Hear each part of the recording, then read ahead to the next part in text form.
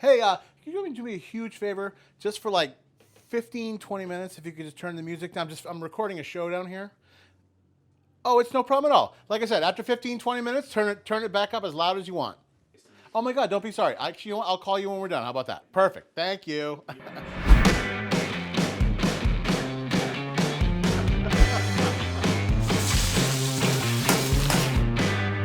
know you're hungry. I know you're upset.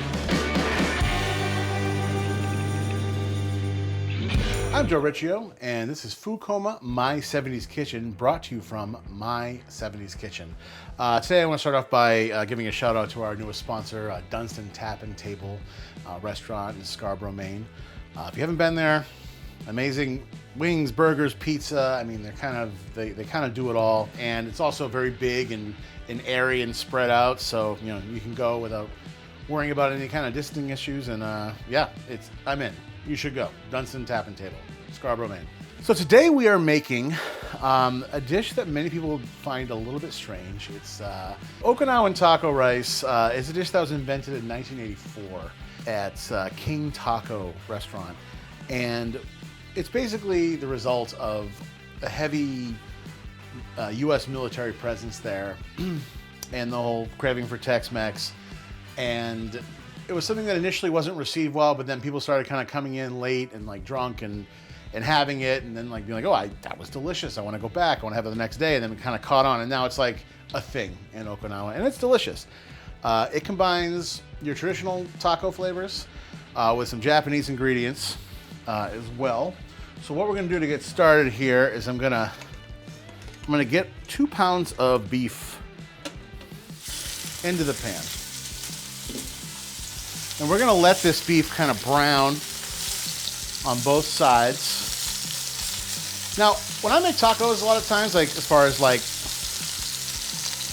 your traditional Taco Bell style taco, I use turkey meat because I find that beef throws off an awful lot of grease. But in this case, because we're actually gonna simmer it for a while, I think that's a good thing. I don't think that's gonna hurt us at all. So you want to just make sure there's a lot of contact to get the initial browning of the beef. Yep. Start getting a bit of a crust and then give it a flip, start breaking it up. And we're going to basically, like, anything that sticks to the bottom, we're going to hit it with some onions after this, so that'll work all that out. But yeah, so this dish is basically, it's sushi rice topped with taco meat and garnished with lettuce, cheese, tomato, like a taco salad, but in the Japanese style. I made some delicious pickled jalapenos to garnish with, and I ate one before this, and they're pretty hot, and I'm still a little, it cleared me up. Let's just say that. I mean, everybody loves your, standard, like the tacos you got growing up. Your parents came out of a kit. They had the crunchy shell. They were like somehow just the most delicious thing in the world. Personally, I think Taco Bell sucks, to be honest. Like, I don't like Taco Bell at all. It always makes me ill afterwards, and I've never really got the appeal. Although if you've listened to our podcast with Chris Sedenka, you'll know that the only Taco Bell we had here in Maine for a long time was like in a gas station in Buxton. And they had a very limited menu, but we were also fascinated with it. Maybe that's the thing, I didn't grow up with it. I think that's why I like McDonald's so much, is because I grew up with it. Funny thing is, though, about this dish is that, obviously the U.S. military presence started during and after World War II, and it took literally until they made the movie Karate Kid 2 for somebody to come up with taco rice. I think we can all thank Karate Kid 2 for this dish. Kind of like you can thank Rocky 4 for the Berlin Wall going down, I mean, there would still be so much more communism if it weren't for Rocky 4 and him defeating Ivan Drago. So, thanks, buddy. 80s movies are about montages, and Rocky 4 sets the gold standard for montages. The training sequence, I mean, there's like 2 of them. There's 2 different songs. Like, one is like when Drago is like, it's more like synthesized. Actually, they're both really synthesized. And, one's, and it's like the contrast between like Rocky and Drago. Drago's like the very, high-tech, steroids and, the whole our impression of Russia in the 80s. And Rocky's climbing mountains and stuff. And then you get into the actual fight that really ramps it up. If you haven't seen Rocky IV, treat yourself tonight. Maybe even stop watching this and go watch Rocky IV. All right, what we're gonna do, I think the beef is about getting to where pink is starting to kind of come out of it. I'm gonna return to the bowl and I'm gonna drain some of the fats out of it. So we're gonna be adding a lot of other stuff here. So we don't really need that. So I'm gonna pull this beef, a little bit of that fat in the pan there. This one's just as good. And now we're gonna add some onions. Sort of deglaze the pan, if you will. And while these start, I'm gonna drain off some of the fat off the beef. So onions going in now, just kind of until they start to brown. And what we're gonna do now is we're gonna add the beef back in. At this point, switch to the wooden spoon. So beef is going back into the mix, along with some stuff. So first off, doing some tomato puree. You can do any kind of tomatoes. I use San Marzano just because I think they always taste the best. I crushed them by hand. These are Cento. Next, we're going to add some scallions. Boom. Because I like, in this dish, I want my scallions cooked because we have so many other elements going on in the end for garnish. Yep. Tony's here. There you go. Say hi. I'm washing my hands now. Engage in stressful behavior, don't you, Tony? And then you go stress eat, which is great. My cat stress eats, which I love. I get it, man. I got problems. Now we're gonna put some dry ingredients in. So we have some garlic powder, some salt, some Mexican oregano, and lots of chili powder and some fresh toasted cumin. So all that's going in, and now the exciting Japanese part. So I've got this delicious, well, it's not Japanese, it's Chinese zongba soy sauce, which is the best. Going in with some mirin, some ponzu, and some orange zest. That's what happens to that. It just gets really thrilling now because we just let it simmer for 35 minutes and become some delicious taco meat. But, you know, you got your acidity in there from the orange, and the ponzu has, you know, yuzu, and in Okinawa they will do the meat and then they'll do a separate taco sauce. I prefer to do more of like get the sauce done in the meat, and then I just use like, we're gonna use like Tapatio. Any hot sauce that you like, Cholula. You can use Evans Rockin' Hot Sauce. Although I will say Evans has a bit of a, it's got so much unique flavor to it.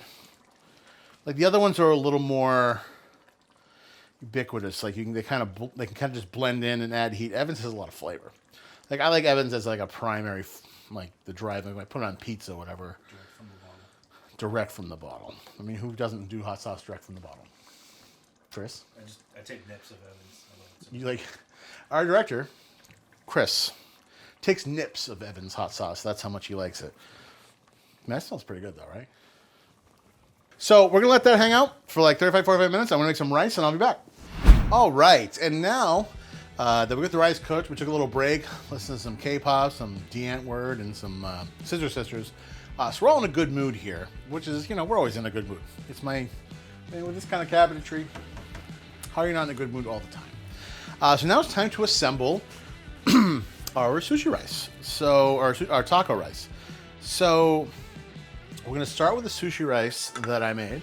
Pretty basic. I couldn't help myself, but I did brown the rice a little bit in butter. And I actually cooked it with tourmaline spring water rather than stock, which is not something I normally...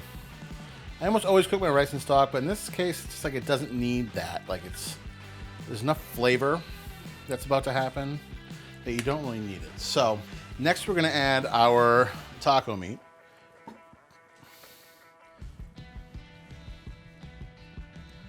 Which has been simmering for a while. And it's just ready to be delicious. It's over here waiting to be delicious. So now it's looking like, you know, Taco Town, right? Colby Jack cheese. You can use any shredded cheese, honestly. But I went with Colby Jack because I like its sort of color contrast here. We're gonna hit it with a few fresh tomatoes. This is not a dish that's really meant to be artfully arranged. I mean, let's face it. But for your sake, also I added some lime juice at the very end to the taco meat, just an FYI. Now we've got some nice, just kind of like soft lettuce here. You know, you want to use your like romaine or little gem or even bib lettuce would work with this. This is my favorite Mexican hot sauce. Although no, my favorite Mexican hot sauce is the El Yucateco Chipotle, which is absolutely delicious. Unfortunately, I can only get it at one store in Portland, so I get it and I buy like three things of it, and I'm out of it in like 3 weeks. You want to kind of preserve a lot of the Tex Mex flavors with this, and this is a new bottle of Tapatio, so it's coming out a little gingerly here. Pickled jalapenos. Boom. These are pickled in vinegar, sugar, salts, water. Actually, I can credit these to Mr. Babish. They are delicious. They're weirdly, actually, these are wicked spicy. Like, early on, I was like, definitely having a moment after eating one. But when you combine it with everything else, it should be delicious. So the moment of truth is here. So we're going to try to, there's a lot going on in this dish, obviously. So you want to get, you know, a little bit of everything on your fork. I'm using my opulent golden fork here. So we're going to grab a little lettuce, some sushi rice, some cheese, one of the jalapenos, all kinds of taco meat.